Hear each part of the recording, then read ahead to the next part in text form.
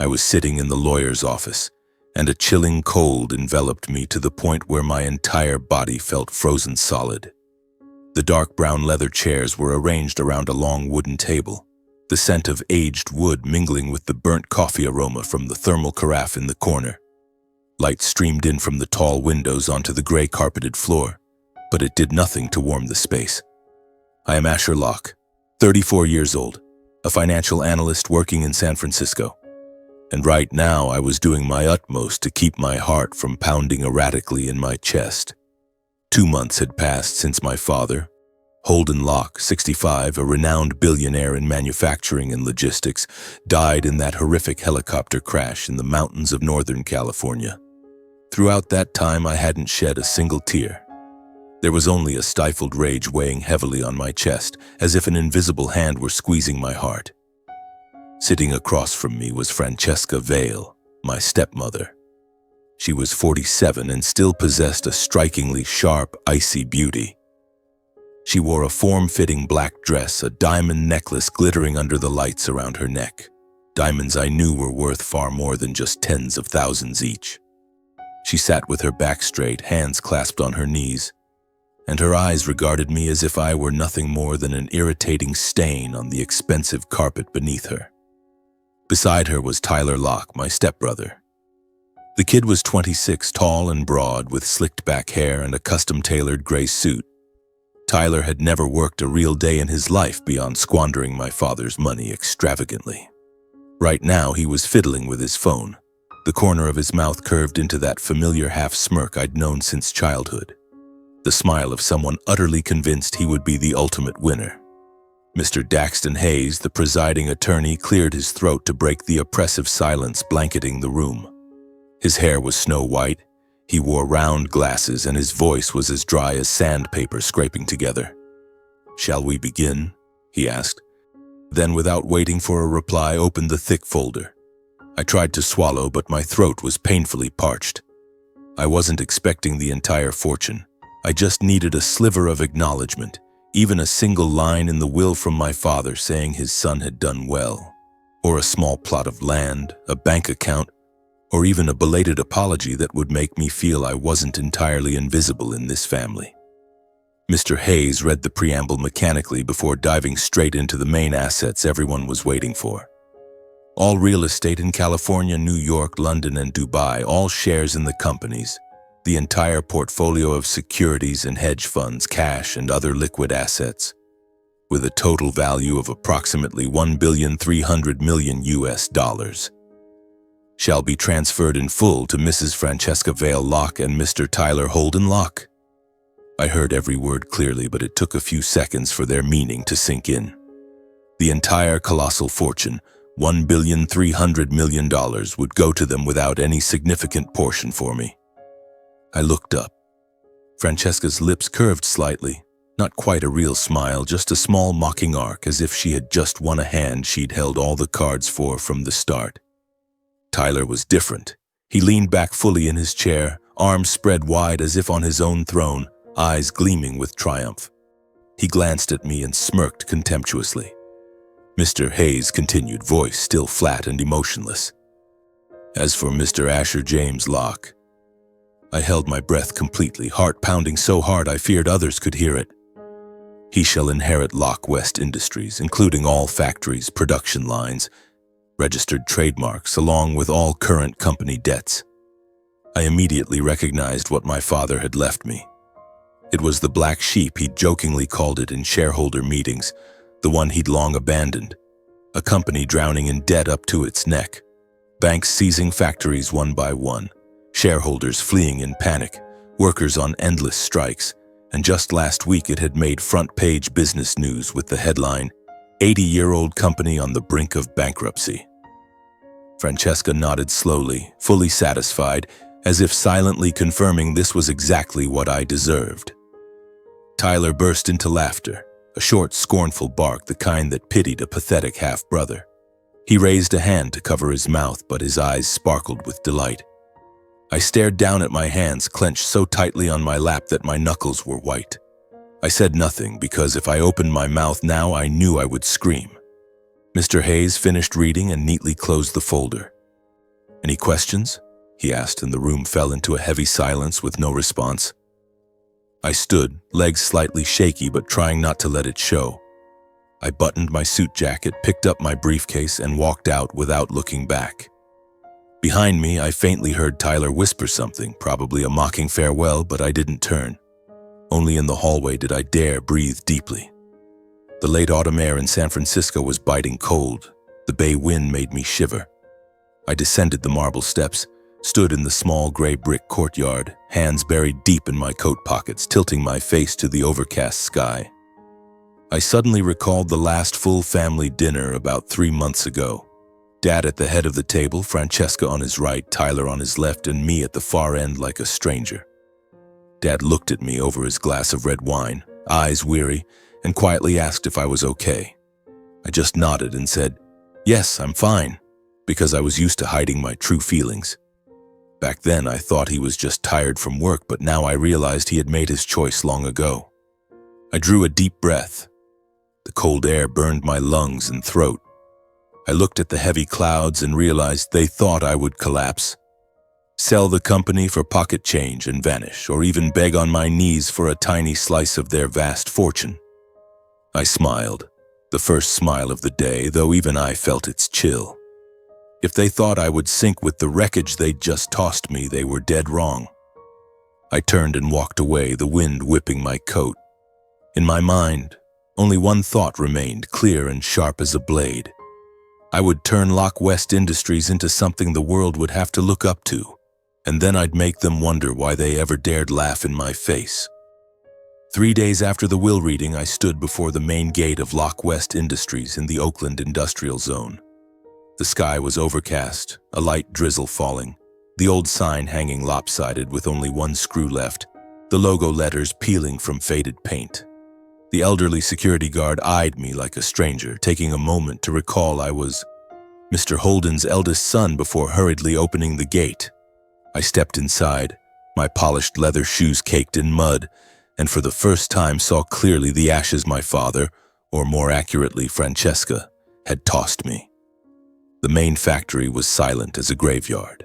Massive production lines stood motionless, thick with dust, sections of the tin roof pierced where rain dripped onto the concrete floor. The few remaining workers huddled in small groups smoking, their eyes weary and suspicious. The administrative office was chaos. Papers piled high, phones ringing nonstop from banks and creditors. The old accountant sobbing because she didn't know where the money for this month's payroll would come from. I didn't wait another second. That very afternoon, I sent notices convening an emergency board meeting. They showed up nearly in full, 11 people, seated around the dusty long conference table, all in dark suits as if attending a funeral. And indeed, they were mourning the company itself. The longtime vice chairman, Alonzo Vaughn, spoke first, voice raspy from cigarettes. "Mr. Asher, we're deeply sorry about Mr. Holden, but as you can see, the company is dying. Over $400 million in bank debt, stock down to pennies, the main plant about to be sealed. We think controlled bankruptcy is best. Liquidate assets gradually, at least preserve some dignity." The other 10 pairs of eyes looked at me, barely hiding pity mixed with skepticism. They didn't believe a 34-year-old financial analyst who'd never run a factory could salvage this wreck. I just nodded, stood, removed my suit jacket and hung it on the chair, then rolled up my white shirt sleeves. "As of today, I am chairman and CEO. Anyone who doesn't believe in me can submit their resignation. I'll sign it immediately. Those who stay will wade through this mud together." I walked out of the meeting room, leaving them stunned. No one resigned that day. Perhaps out of curiosity, perhaps because they had nowhere else to go. The following week, I cut like a surgeon. The 3 worst-performing Midwest plants were shut down immediately, assets liquidated within 40 days to cover short-term debt. 4 senior executives were fired for drawing salaries without working, including one of my father's old drinking buddies. I retained the young engineers, skilled workers, and the elderly accountant who'd cried earlier. She stayed because I promised no one would miss another paycheck. I moved into the old container housing next to the main plant. My room was just 15 square meters. Iron bed, rotting wooden desk, shared bathroom. Days I wore protective gear and worked the lines with the crew. Nights under fluorescent lights I crunched cash flow until 3 or 4 a.m. Some nights I fell asleep at the desk, waking with a stiff neck and stinging eyes, but I never allowed myself a single complaint. I overhauled the strategy completely. Dropped all the low-margin mass production contracts the company had chased for quotas. I focused on specialized industrial products, heat-resistant alloy components for aviation, composites for renewable energy, precision parts for industrial robots. Niche items few competitors could match, high margins, customers willing to pay premium for reliable quality. The first 18 months were hell. I halved my own salary, slashed every non-essential expense, even sold my old Porsche to inject cash. Some weeks banks called 10 times a day threatening foreclosure. I flew to New York myself, waited in credit directors' hallways from 8 a.m. to 8 p.m. just to beg for a 30-day extension. But then the first shipments rolled out. I stood by the line, hands greasy with oil, watching crates carefully packed and labeled. Made by West Industries, new era.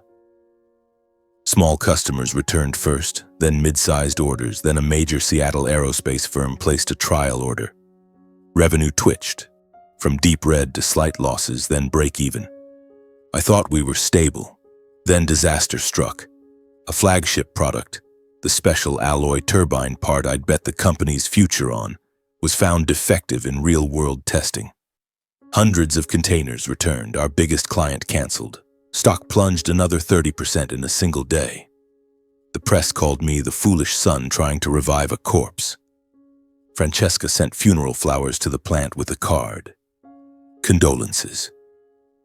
That night, alone in the container office staring at red ink invoices, for the first time I thought of 2 words. Give up. But only for seconds. I stood, called an emergency meeting at 3 a.m. All key engineers and workers arrived within an hour. We worked non-stop for 3 days and nights, tracing the defect to contaminated raw materials from a supplier. We switched sources immediately, retested the entire batch. I flew to Europe to meet our largest partner, no suit, no tie, just an oil-stained t-shirt and old work boots. I slapped the new test data on their table and said flatly, I stake my entire reputation. This batch is flawless. If not, I'll pay double. They looked at me, then each other, then signed a 6-month extension. And finally, a 3-year, $120 million contract. That was the biggest turning point of my life. Cash flow returned stronger than ever. Investment funds started calling. The press flipped, calling me the reviver of an empire. West Industries went from near bankrupt to a name dropped at every industry conference. 6 years after stepping through that muddy gate, the company was valued at $150 million, bank debt fully repaid, new plants in Texas and Nevada, workforce tripled, and I, Asher Locke, was invited to keynote conferences I'd only dreamed of attending. I had proven to the world who I was, except to the 2 most important people, Francesca and Tyler. And sometimes in dreams I still saw Francesca's icy smile from the will reading and heard Tyler's scornful laugh. I knew the journey wasn't over, because I wasn't building an empire just to survive. I was building it so that one day they would have to look up at me and realize how badly they had underestimated the man they once dismissed. That evening, after a long day of endless meetings and signing documents, I sat alone in the corner office on the top floor of the new West Industries building in downtown San Francisco. The city lights filtered through the large windows, casting streaks of golden orange across the walnut desk. On the computer screen were the latest quarterly reports. Triple-digit revenue growth, net profits exceeding forecasts, stock hitting an all-time high. I held an old glass of whiskey, swirling it gently to let the ice melt slowly, and stared into the empty space before me. The numbers were beautiful, but they couldn't fill the smoldering void inside me. Then, like an undercurrent, memories surged back. Memories I had tried to bury deep for years, yet they lived on, gnawing at me whenever I thought I was strong enough. I remembered my childhood beginning with an unfillable void. I was 5 when my mother died of a vicious cancer. She was the only woman who ever held me tightly, sang lullabies in a warm voice, and told fairy tales before bed. After the funeral, my father, Holden Locke, already a successful businessman, took me to the sprawling mansion in Hillsborough with its fruit orchard, infinity pool, and endless echoing hallways. The house was palace-like but bone-chillingly cold. No more mother's laughter, no more hands stroking my hair each night. Dad was consumed by work, absent for weeks, leaving me with the old housekeeper and silent walls. I learned to play alone, to swallow my tears because crying brought no comfort. Then Dad remarried when I was 6. Francesca Vale entered our lives like a cold storm. She was beautiful, young, and ambitious. On our first meeting, she wore a fiery red dress, blonde hair cascading, smiling at Dad but looking at me with eyes like ice. I sensed immediately that my existence was a blemish in the perfect family portrait she wanted to create. She wanted a fresh start, untainted by the previous wife. She began changing everything. Mom's belongings were cleared out, old family photos stashed away, and I was subtly but cruelly pushed to the margins. 2 years later, Tyler was born. The boy was spoiled from the cradle. Expensive toys filling his room, private nannies, every whim instantly granted. By age 9, I had become the extra in my own home. Tyler grew up treating me like an outsider, bullying me for amusement. He'd snatch my toys, blame me for breaking antiques, and laugh uproariously when I was unfairly punished. "You're just a motherless orphan," he once said at 10, shoving me down the stairs because I wouldn't yield the game console. Francesca never defended me. She just looked at me with contempt, as if every wrong stemmed from me. Family dinners were nightmares etched in my memory. The long mahogany table, pristine white cloth, flickering candles, and million-dollar silverware on each plate. Dad at the head, Francesca on his right, Tyler on his left, and me always at the far end, as distant as possible. I sat silently, hands in my lap, trying to eat quickly to end it. Francesca would glance at me critically, nitpicking every gesture. "Asher, sit up straight, don't slouch like a loser." Tyler smirked, boasting about school and exaggerating his achievements, then turning to me. "How'd Big Brother do on math today?" "Oh, average again? No wonder Dad never brags about you to his friends." Guests, wealthy businessmen, politicians, often looked at me with pity mixed with curiosity, as if I were a stray child in a powerful family. I bowed my head, choking down food, shame burning in my chest. My father, Holden Locke, the man who commanded an empire, remained silent in the face of every injustice.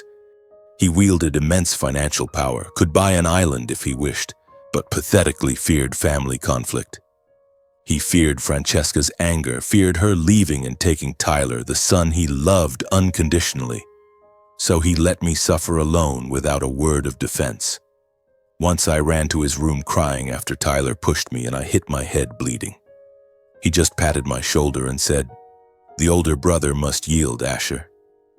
Family must stay harmonious."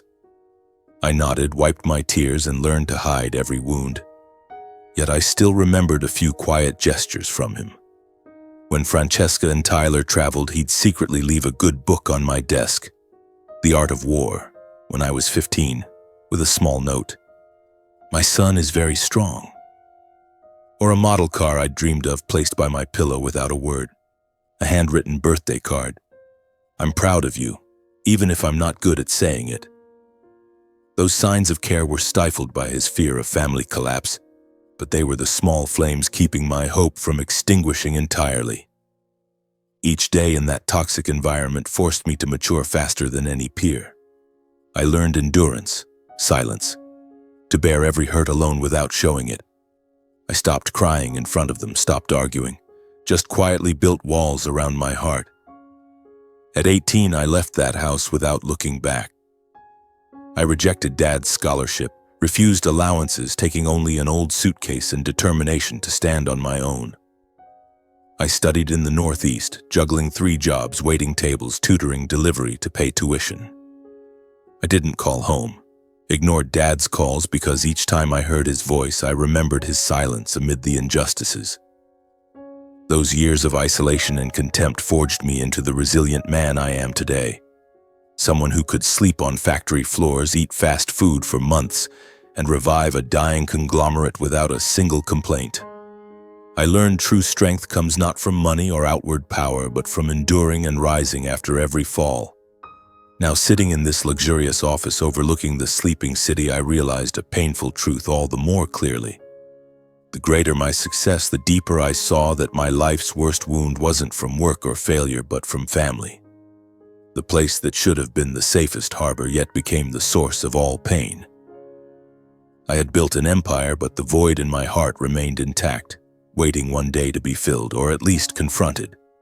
I set down the whiskey glass, turned off the light, and stepped onto the balcony. The night wind blew, carrying the bay's chill. I looked down at the glittering city and told myself that one day I would make them face what they had done. Not out of hatred, but because I deserved to heal. During the 6 years I lived amid dust, grease, and sleepless nights at the factory, Francesca and Tyler, my stepmother and stepbrother, lived in a completely opposite world. One where money flowed like a river, laughter rang out beside expensive champagne flutes, and not a single moment was spent worrying about tomorrow. They spent the $1.3 billion as if it were just meaningless numbers on paper. Luxury cars rotated endlessly. A Bugatti one day, a Rolls-Royce Phantom the next, then a custom-painted Lamborghini Aventador simply because Tyler was bored. New yachts launched every summer, sometimes in Monaco, sometimes in Dubai, all equipped with helipads and cellars holding thousands of bottles of Romanée Conti. Real estate was purchased on whims. A villa in Cap Ferrat just for the view, a penthouse at One Hyde Park in London because it was near Harrods, a small island in the Caribbean because Tyler wanted to host private parties. They didn't buy homes, they bought status symbols. Francesca became a media queen within months. She appeared on every high-end publication and magazine cover. Vogue, Tatler, Vanity Fair. Each time in a different outfit, Dior haute couture gowns, Harry Winston jewelry weighing down her wrists, red-soled Louboutin heels. She proclaimed herself America's last true power wife, hosting charity galas just for photo ops, then donating a few tens of thousands, pocket change compared to the Birkin bag she carried that day. The press hailed her as a style icon, a self-made success. She smiled radiantly for the cameras, but I still recognized that familiar icy smile from years ago. While I built my career step by step, Tyler spiraled downward without breaks. From an arrogant trust fund kid, he became a true playboy prodigal. Endless parties in Las Vegas, Monaco, and Ibiza became his fixed routine. Photos of Tyler with bloodshot eyes from booze, arms around bikini-clad models on lavish yachts flooded the tabloids. Casinos were practically his home. High-stakes poker, baccarat tables with million-dollar hands, always teetering between glamour and ruin. Once Tyler lost $28 million in a single night in Macau, then called the bank the next day demanding another transfer because he wasn't done. His romantic scandals were nonstop. A-list actresses, Victoria's Secret models, even a senator's daughter, all ending with compensation checks and NDAS. The media nicknamed him Trust Fund Disaster, a living emblem of a wealthy but hollow generation. I followed it all from afar, through newspapers and social media. Every time I scrolled past a photo of Francesca raising a champagne glass on a yacht, or Tyler sprawled on a private jet sofa with his entourage of party animals, I felt a dull ache. Not envy. I had my own empire, but the realization that wealth hadn't changed them. It only amplified what was already rotten inside. Arrogance, selfishness, and irresponsibility magnified tenfold. Once, I called Francesca. Not to beg, just a last remnant of blood ties. I said softly, "Mom, Tyler's destroying himself." Can you talk him into stopping? Silence on the line for a few seconds, then her familiar scoff. The same laugh from those old dinners. Asher, are you still so naive? Tyler's living the life everyone dreams of. And you? Still digging through the trash your father left? Don't call again. It's tiresome. The call ended. I held the phone for a long time, then deleted her number from my contacts. Tyler was even worse. One April afternoon, when my company had just landed its first major contract, he showed up at the Lock West Industries gate in a blazing red Ferrari, sunglasses covering half his face, flanked by 4 barrel-chested bodyguards. He barged into my office without knocking, plopped onto the leather sofa and propped his feet on the glass coffee table. Heard you're trying to save this corpse, big bro? He smirked, glancing around the still freshly painted room. Not bad, but still second-hand stuff. Mom and I just bought another island in the Bahamas. Want me to lend it to you as a warehouse? I stayed silent, continuing to sign documents. He stood, prowled the room, touching everything as if inventorying it. You know, I calculated how long it'd take to blow through all that money. Answer: impossible. So keep slaving away, poor big brother. He laughed loudly, slapped my shoulder and left, trailing heavy cologne. My staff outside exchanged glances but said nothing. I just told them, ignore it. From now on, security won't let him in to cause trouble. After that, I cut them off completely. No calls, no emails, no social media stalking. I blocked every channel, deleted old photos, and focused on the company as if they had never existed. But whenever I accidentally glimpsed a new headline, Tyler causing another crash in Saint-Tropez, Francesca photographed arguing with staff on a yacht over the wrong vintage wine, I felt an indescribable helplessness. Not pity, but foreboding. I knew better than anyone how that spiral would end. No matter how much money, it would run dry someday, leaving only debt, scandals, and an emptiness nothing could fill. I once thought I'd feel vindicated when that day came. But now, standing on the balcony overlooking the city, I only felt sadness. Sad that people who shared my blood had chosen self-destruction, and sad that I couldn't save them.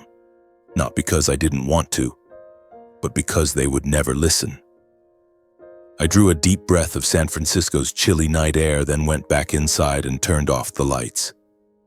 6 years had passed, and I knew their hourglass was down to its last grains. I just hadn't expected that day to come so soon. Everything began on a late November night, with torrential rain and wind howling through the steep streets of Russian Hill. I had just ended a call with a European partner. The clock read 1 a.m., and the penthouse was so silent I could hear the rain pattering against the glass. I was sitting on the sofa, holding my last glass of wine, eyes fixed on the laptop screen with the quarterly report, when a knock echoed. Urgent, desperate, as if someone were using their last strength to pound on the thick wooden door. I frowned. No one came to my place at this hour, ever. Security downstairs hadn't called. I stood, walked to the dark hallway, and peered through the peephole. A gaunt figure, drenched, head bowed low, arms wrapped around their body as if shivering from the cold. I cracked the door, chain still latched, and whispered, "Who's out there?" No answer, only ragged breathing. Then the person looked up. I froze. It was my father, Holden Locke.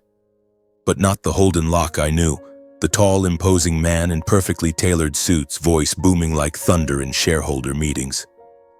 Before me was a skeletal old man, disheveled snow-white hair, unkempt beard, eyes sunken deep in their sockets. His coat was torn to shreds, jeans filthy, shoes riddled with holes exposing toes purple from the cold. He was so thin I could see his collarbones jutting under the thin shirt, and he reeked of mud, rain, and hardship. "My son, it's me, Holden Locke, your father."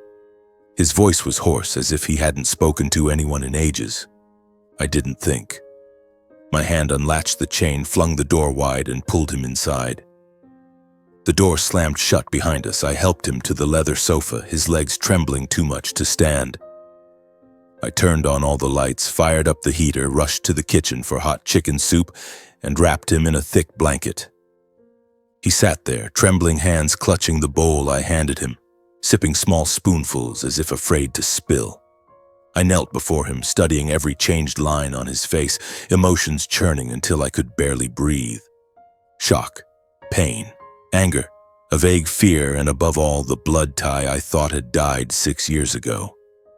He finished the soup and looked up.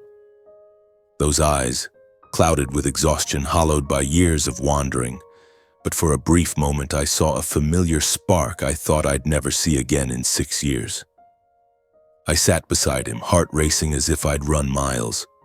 My mouth opened, but only a choked whisper escaped, so soft I barely recognized it. "Dad, I thought you were dead. 6 years ago, the plane crash.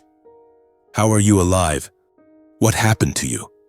The questions tumbled out, raw and uncontrolled. Just horror, disbelief, and tearful joy crammed into an unbelievable moment.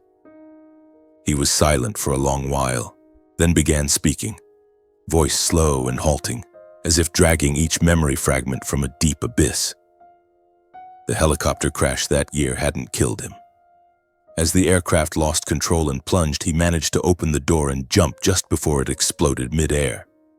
He free fell into the raging floodwaters of the American River in winter. The icy current swept him miles, his head struck rocks and logs, breaking ribs and collarbone, blood staining a stretch of the river red. But he survived. An old shepherd living downstream found him unconscious on the bank, dragged him to his cabin, and called a local doctor. He was in a coma for 3 weeks. When he woke, he remembered nothing. No name, no family, no past. Just a ravaged body and a black void in his mind. He said the shepherd named him John Doe and let him stay for odd jobs. Chopping wood, mending fences, herding sheep. He lived like that for 6 years. No papers, no friends, no memories. Only a vague emptiness that he'd once had another life, a son, a name. He carried nameless pain, lying under the stars each night, wondering who he was.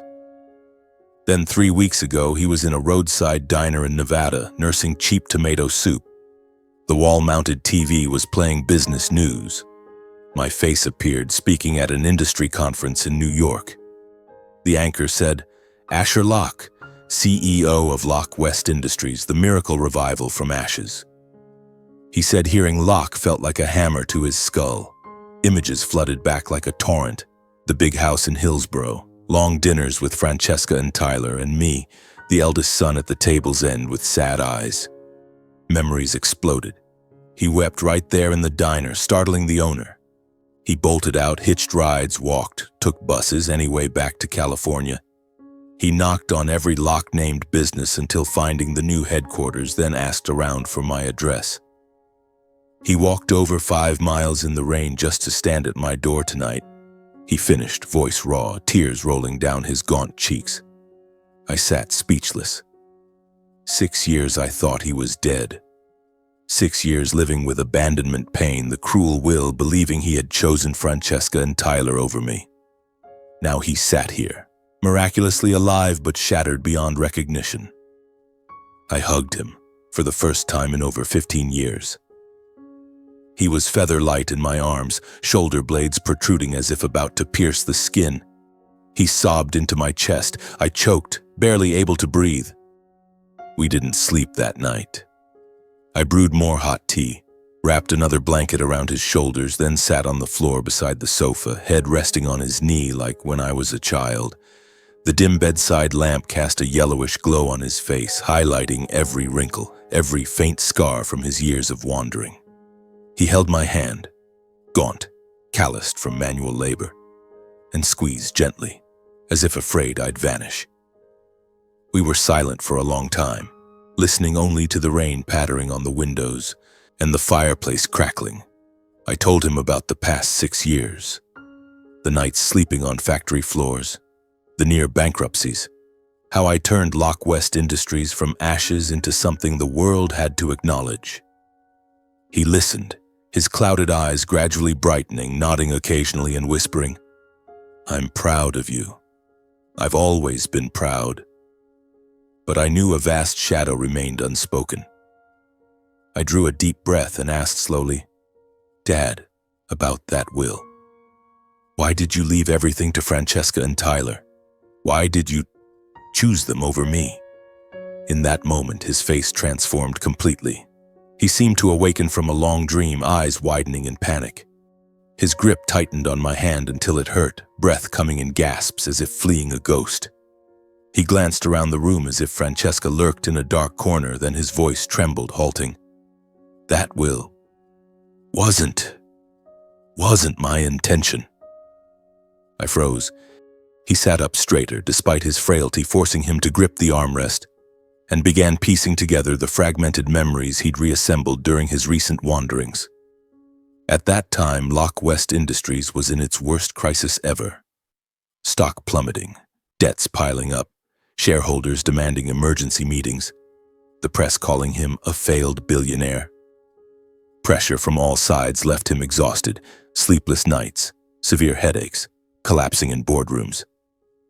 He said he had fallen into prolonged severe stress, depression so deep he no longer wanted to live. The doctor prescribed sedatives, but Francesca, the wife he thought was his support, unilaterally increased the dose, switched to stronger drugs, claiming it was to help him relax, help him sleep. "She brought the pills every day," he said, voice shaking, saying the doctor ordered it, that everything would be fine if I just took them. I did, because I was too tired, too weak to argue. But gradually, my mind fogged. I couldn't focus, couldn't remember if I'd eaten breakfast, slept all day. Some days I woke to find it was already evening, unsure what day it was. My heart clenched as I listened. I remembered those final months before the crash. Dad looking gaunt, dark circles under his eyes, speech unnaturally slow. I'd thought it was just work fatigue, but now it was clear.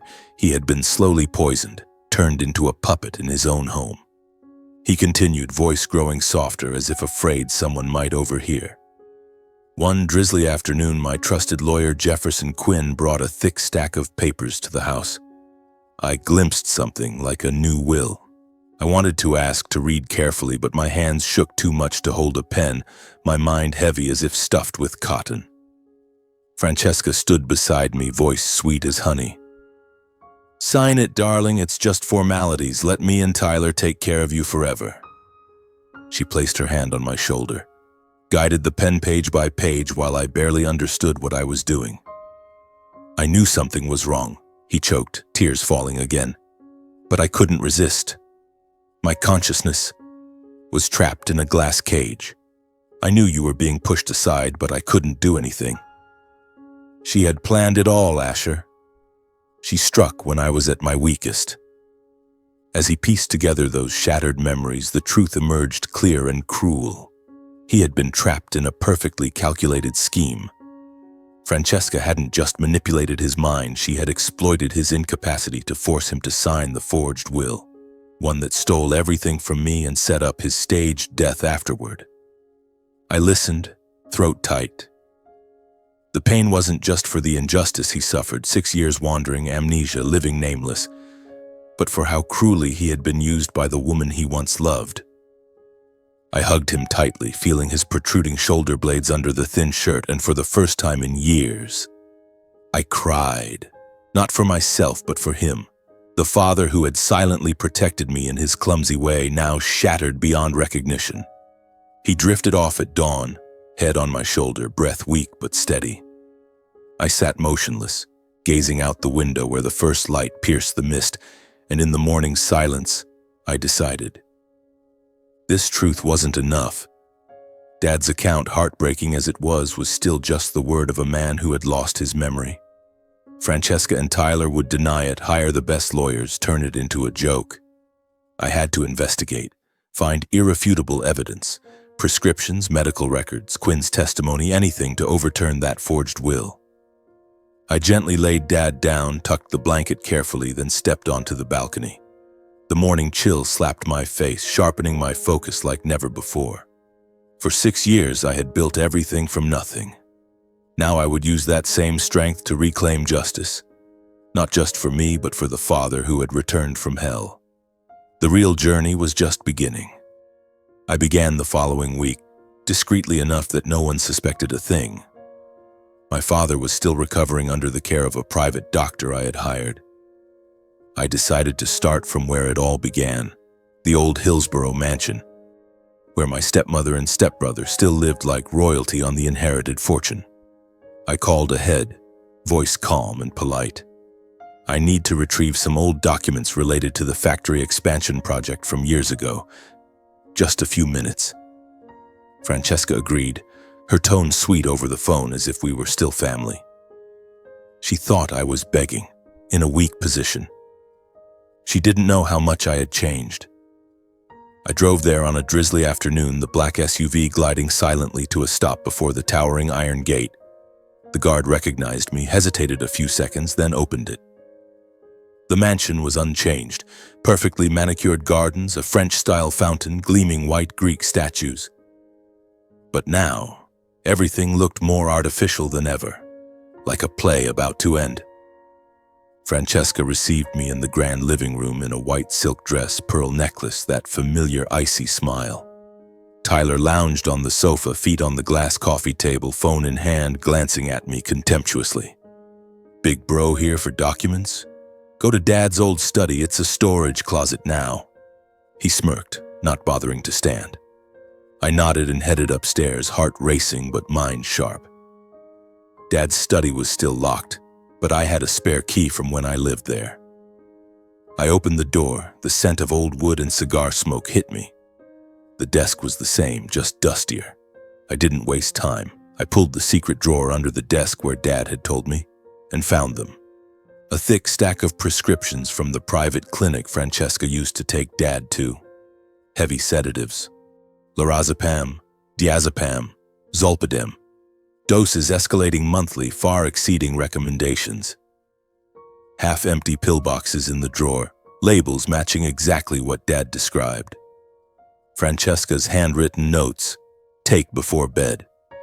I photographed every prescription, every box, every instruction sheet, zooming in on dates, doctor signatures, and the dense repeat history matching Dad's collapse period. First evidence clear and undeniable. My father had been forced into overdoses until he lost mental capacity. I left the mansion unnoticed, heart lighter yet heavier. Next was Jefferson Quinn, Dad's trusted lawyer for 30 years. I found his address online, a modest office in downtown San Francisco, no longer lavish. He was old now, snow-white hair, thick glasses, desk buried in old papers. When I entered and said my name, he paled and understood. "Asher, you know?" He trembled, invited me to sit, then confessed everything without pressure. He admitted immense pressure from Francesca that year. She threatened his family's lives, to sever all business ties, to strip his license if he didn't cooperate. She scheduled the will signing on Dad's most sedated day, forcing him to skip the mandatory capacity assessment for someone on heavy sedatives. "I knew Holden wasn't lucid," he said, voice choking, tears rolling. "But Francesca, she had me by the throat. I have a family, children. I was wrong, Asher. I've lived with this guilt for 6 years." I recorded it all, got his signed, detailed statement.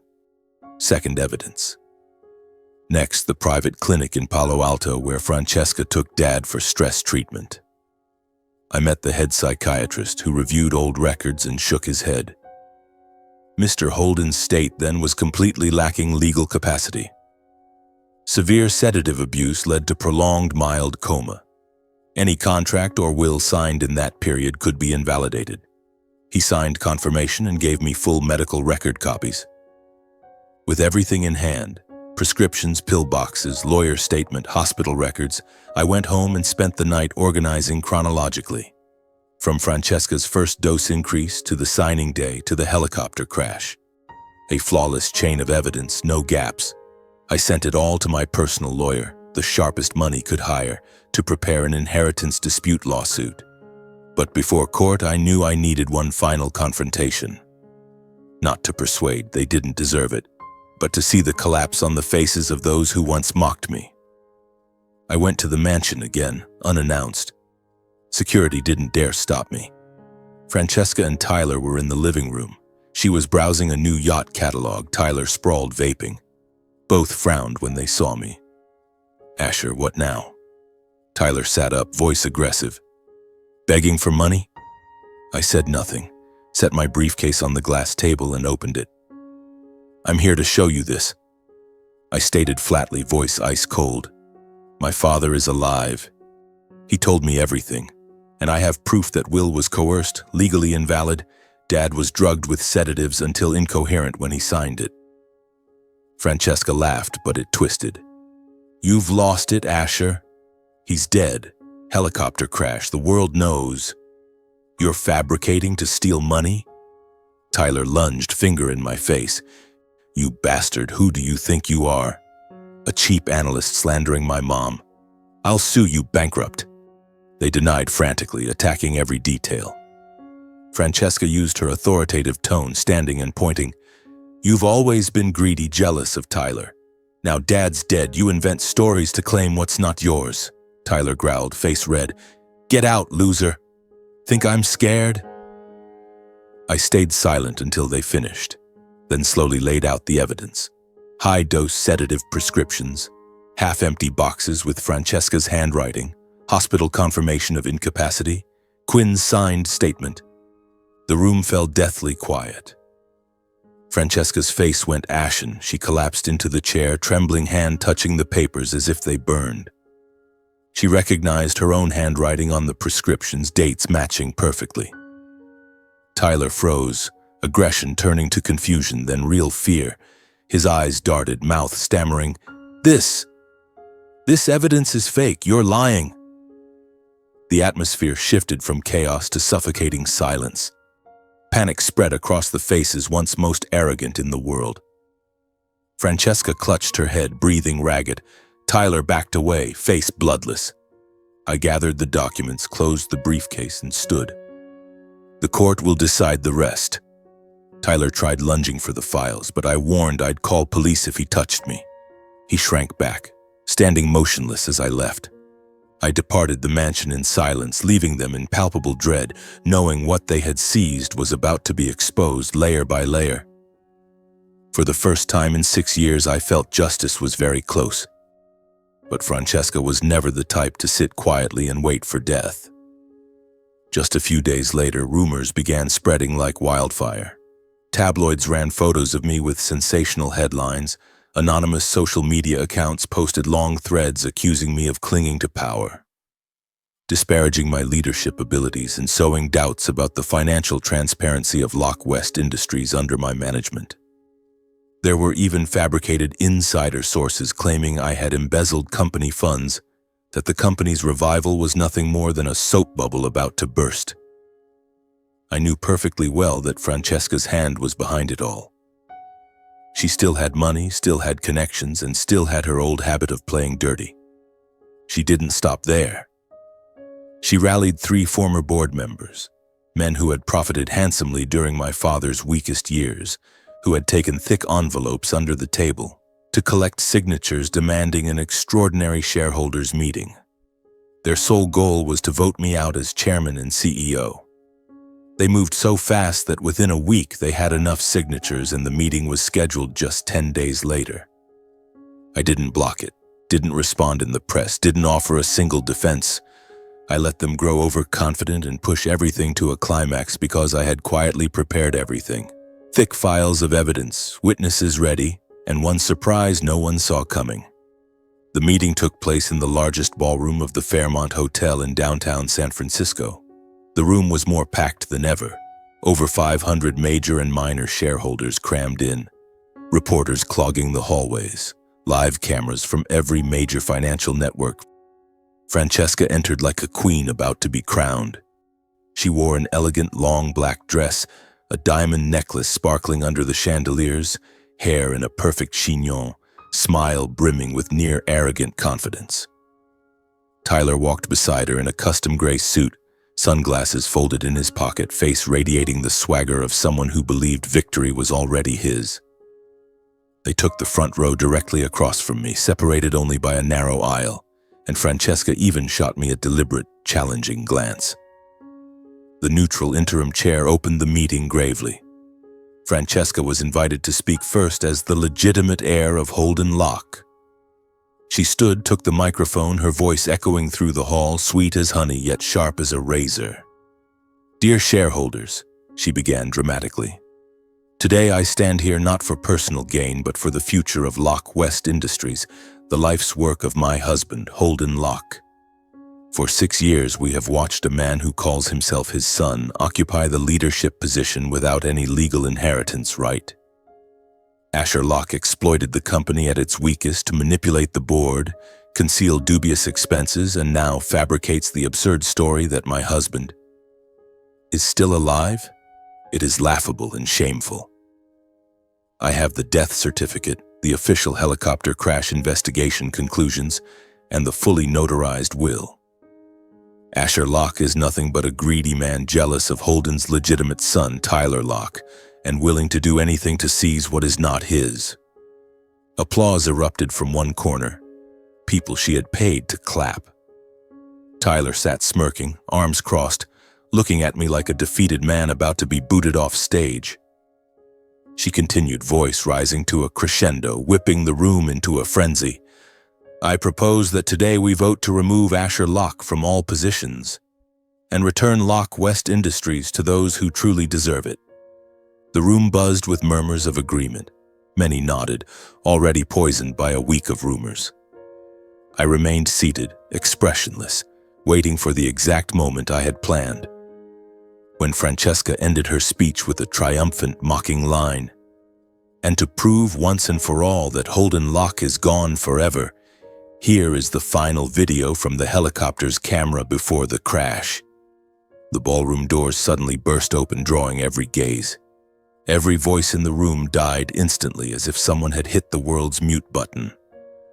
Holden Locke, my father, walked in slowly but steadily, leaning on a cane under the blazing chandeliers.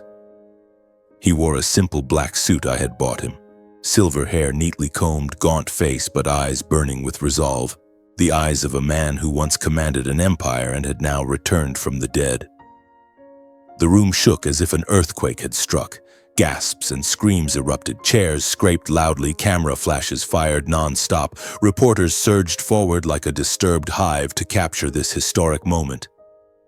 Francesca froze on the podium, face paper white, mouth open but speechless, hand gripping the microphone until her knuckles went white, her entire arrogance collapsing in seconds. She stared at my father as if seeing a ghost risen from hell.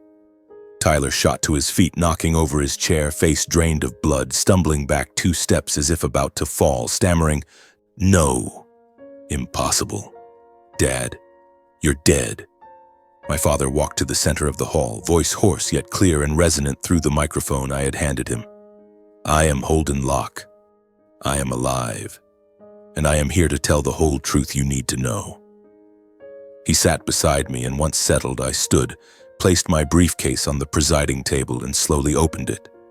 The large screen lit up with slide after slide of evidence I had meticulously prepared. High-dose sedative prescriptions clearly signed by Francesca, dense prescription history, hospital records confirming legal incapacity, Jefferson Quinn's notarized statement admitting coercion, and finally the video recording of my father recounting the entire story in a trembling but resolute voice. Each slide drew louder murmurs that swelled into genuine outrage. Shareholders began pointing at Francesca and Tyler, those who had clapped for her now staring at the floor in shame. When my father finally confirmed he had been forced to sign the will while completely unable to control himself, the entire room turned against the mother and son. Former board supporters went silent, faces ashen, realizing they had backed the wrong side. Francesca lost all composure, staggering back from the podium, hand clutching her chest, gasping, babbling meaningless denials. She turned to Tyler for help, but he just hung his head, hands covering his face as if trying to disappear. Amid growing jeers and contempt from the crowd, mother and son slunk away in chaos. Francesca walking fast but unsteady, clutching the wall to stay upright. Tyler panicking behind her, hunched to avoid the burning stairs. The doors slammed shut behind them, ending a 6-year play. 3 weeks later, the court fully annulled the forged will. restored all assets to Holden Lock, and ordered Francesca and Tyler to repay the remaining $900 million after years of reckless spending. On Judgment Day, I stood beside Dad in the courthouse hallway, reporters swarming, but I said nothing. Dad squeezed my hand, voice hoarse. "It's over, son." I nodded. No triumphant glee, no victorious laughter, just a deep release after years buried under layers of injustice. In the days that followed, their ostentatious empire collapsed in the blink of an eye. Relentless media attacks, public outrage, partners cutting ties, fair-weather friends turning away, banks demanding repayment. Francesca had to sell her diamonds to pay lawyers. Tyler was caught drunk in cheap bars, sobbing to paparazzi. I didn't follow the details, only glimpsing a few photos while passing a newsstand. I didn't need to.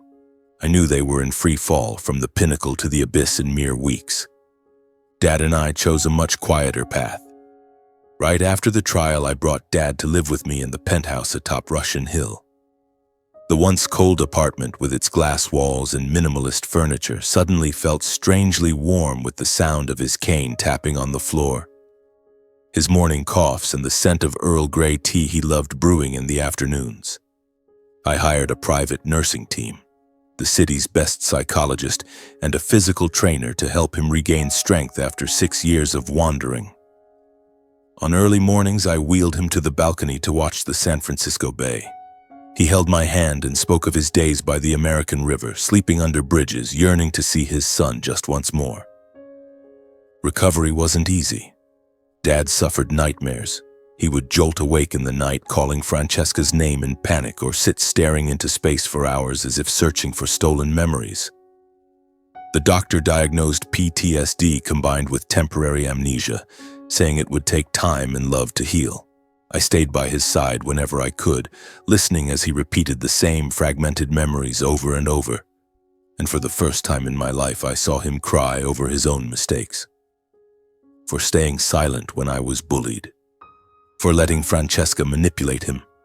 For failing to protect me from the start. Yet it was during those months that the cold apartment truly became a home. We had breakfast on the balcony together. He learned to use an iPad to follow the Lock West Industries news I sent him, and gave a shy smile when he saw the stock rise another 10%. He tried to make amends in the smallest, most sincere ways. Cooking dinner himself despite trembling hands while chopping vegetables. Writing me handwritten thank you notes every weekend.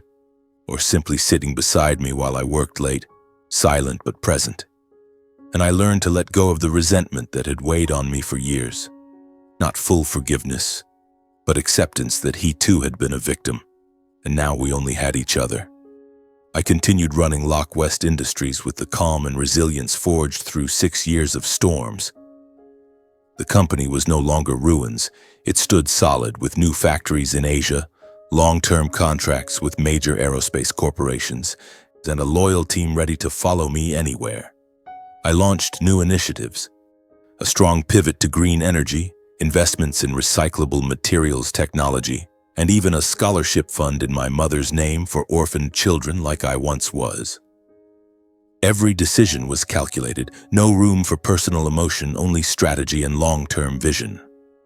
One spring afternoon when Dad's health had fully stabilized, he no longer needed the cane, could walk the neighborhood without tiring, and the nightmares had become rare. He called me into the small study I had set up for him in a corner of the apartment. It was a cozy room with oak bookshelves, an old leather armchair, and a window overlooking the Golden Gate Bridge. He sat behind the desk, hands resting on a thick folder, eyes shining yet voice still hoarse as ever. "Asher, sit down, son." I sat a little nervous, unsure what he wanted to say. He pushed the folder toward me. "These are the transfer documents for the remaining assets. $900 million the court ordered Francesca and Tyler to repay. I've signed everything over to you. No trust, no splitting, everything is yours." I was speechless for a few seconds. "Dad, I don't need it. Lock West is strong enough now. I didn't do this for money." He smiled, the first smile I'd seen from him since his return that carried no sadness. "I know, but this isn't a reward or compensation. This is the true legacy I want to pass on. Not because I'm afraid of dying, but because I want you to know I trust you completely. You saved me. You saved this family in a way I never could. I took the papers, hands trembling slightly. I accepted, not out of ambition, but because I understood this was the most honest decision he'd made after a lifetime of mistakes. A way to say, I'm sorry, without uttering the words. Meanwhile, Francesca and Tyler sank into poverty they had never imagined possible. The Hillsborough mansion was seized to pay bank debts, luxury cars towed away in the night, accounts frozen amid countless civil lawsuits from former partners. They moved into a tiny apartment on the outskirts, possessions reduced to a few old suitcases of clothes. The people who once fawned over them, the notorious party crowd, the socialite friends, all turned their backs, some even publicly condemning them online to save face. One drizzly November morning, my doorbell rang.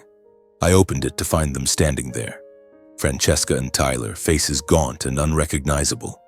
She wore a shabby old coat, undyed hair disheveled, eyes ringed with sleepless shadows. Tyler was skeletal, unshaven, wrinkled t-shirt, eyes red from alcohol or tears. I wasn't sure. They stood in the rain, shivering, stripped of every trace of their former arrogance. Tyler spoke first, voice hoarse. Big brother, Mom and I, we have nowhere left to go. Just a little. Please help us. Francesca said nothing, only bowed her head, tears mixing with rain. I stood there a long while looking at them, at the people who had laughed at me in the lawyer's office 6 years ago, who had pushed me aside, who had partied on my father's suffering. A brief pang of pity flickered, but it was quickly replaced by cold clarity. I spoke gently, but firmly. I'm very sorry, but I can't help. You chose your path long ago. Now it's time to live with it. I closed the door, softly but decisively, leaving them standing in the rain. I didn't look back. The years that followed passed in a peacefulness I sometimes wondered if I was dreaming. Dad and I lived together. He became my unofficial advisor, joining a few Zoom meetings with a seasoned smile and teaching me to fish at Lake Tahoe on weekends. We talked a lot. About my mother, about his mistakes, about what we wished we'd done differently. No more shadows from the old family, no more midnight lawyer calls, no more lingering pain in the quiet hours. Looking back on the journey from that fateful will reading through 6 years of factory hell to Dad's return and justice served, I felt no gloating over Francesca and Tyler's downfall. Only relief, a profound, almost sacred lightness. Because at last I had reclaimed the justice I deserved, freed myself from invisible chains, and most importantly, found a real family. Only 2 people now, but warmer and more genuine than any lavish mansion could ever be. What I have been through is not merely a story of revenge or reclaiming assets. It is a long journey toward understanding myself more deeply, understanding human nature, and understanding life itself. And if anyone were to ask what I have learned from all that pain, I would share these things with them. Not as a lecture, but as healed scars that remain to remind me. I learned that success does not fall from luck or inheritance. It comes from the courage to stand up amid ruins and the persistence to keep going even when no one believes in you. The day I first stepped through the gates of Lockwest Industries, everyone looked at me as if I were a fool trying to save a company on the brink of collapse. Banks were foreclosing, workers were quitting, shareholders were laughing. But I stayed. I slept on factory floors, ate fast food, wiped grease alongside the crew, and step by step turned ashes into an empire. No one applauded at the beginning. No one believed I would succeed. It was just me and myself. And that very solitude taught me that a person's true worth lies in their ability to rise on their own, not in what others hand them. I also learned that the deepest wounds are always inflicted by family. Yet those same wounds forge the strongest people, so long as we do not allow the pain to turn us into copies of those who hurt us. I once hated Francesca and Tyler so fiercely I could barely breathe. I dreamed of the day they would kneel and beg for forgiveness. But when that day came, all I felt was pity. Because I realized that if I let hatred consume me, I would become them, cold, selfish, living only for vengeance. Instead, I chose to forgive myself, to heal, and to become the man my mother would have been proud of. The scars are still there, but they no longer control me. I realized that money is the clearest mirror of all. A decent person will use it to do greater good. A selfish person will let it magnify every ugliness already lurking inside. Francesca and Tyler once held $1,300,000,000 in their hands, yet they built nothing, only spent, flaunted, and destroyed themselves. I started from negative numbers and built a lasting empire because I knew the value of every cent. Money does not create character, it merely reveals it. I learned that forgiveness is not always necessary. Sometimes letting go and walking away is the greatest gift you can give yourself. I forgave my father because he too was a victim, because he came back and tried to make amends. But with Francesca and Tyler, I chose release.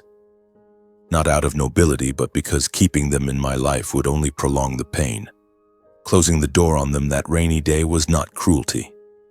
It was the final boundary I drew to protect a peace I had taken far too long to find.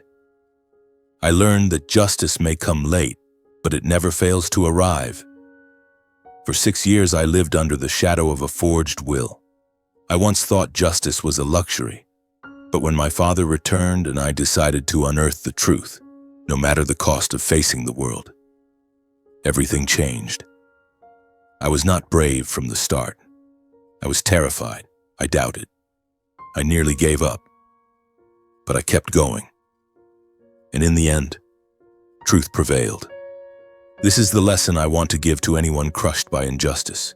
Do not stay silent. Gather evidence, persevere, and believe that the day the light comes will be worth every drop of sweat and every tear.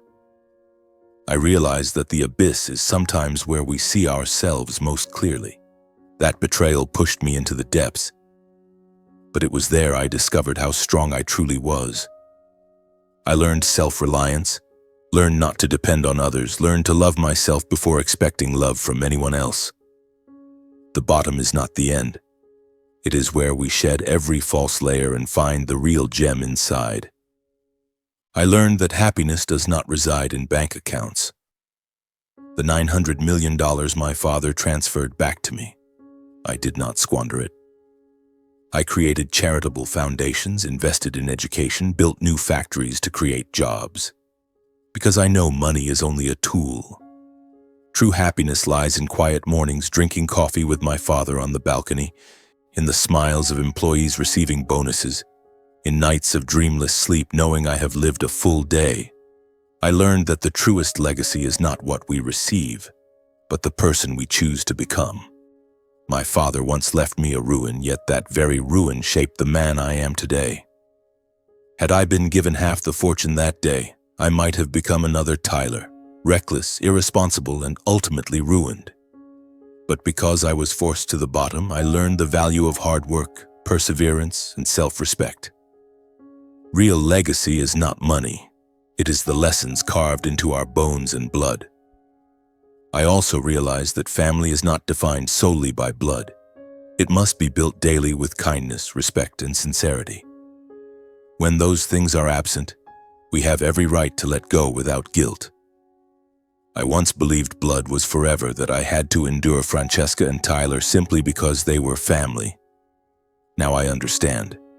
True family are those who choose to stand by us, who love us unconditionally. My father chose me again when he returned.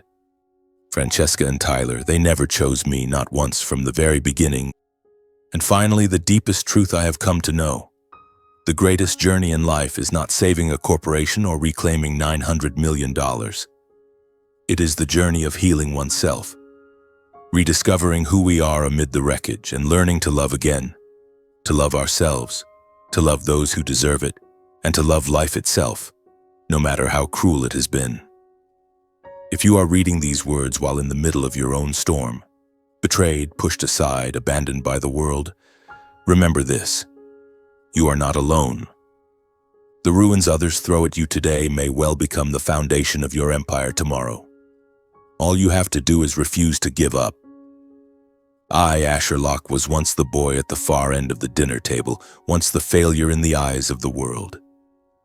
Now I am the man sitting beside my father, looking out over the San Francisco Bay, knowing that I have won. Not because of money, but because I chose to become the best version of myself. And that is the only victory that truly matters.